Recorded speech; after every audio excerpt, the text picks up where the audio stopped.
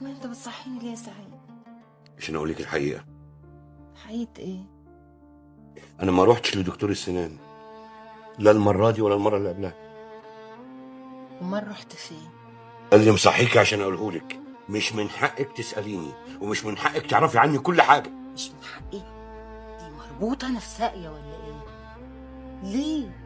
انت فاكرني ايه؟ افتكرك زي ما انا عايز، افتكرك زي ما انا عايز، ما تحطنيش في دماغك. اسمعي بقى، انت خنقتيني، انا خلاص عايز اخلص من الحياه دي، عايز اخرج من السجن اللي انت حطيتيني فيه، عايز اعيش حر طليق زي العصافير فوق الشجر، اكل الاكل اللي يعجبني والبس اللبس اللي يعجبني واقول رايي من غير ما اخاف. تخاف من ايه يا ابو عصافير انت يا ابو حر طليق؟ انت حد عمل لك حاجة؟ مالك في ايه؟ انت بتزعلي كده ولا بتكلمني بالطريقة دي؟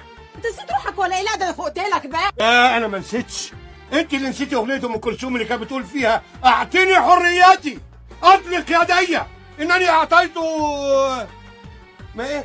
ما استبقيت شيئا يا حبيبي. ما استبقيت شيئا. اعطيني حرياتي، اعطيني حرياتي، اعطيني حرياتي.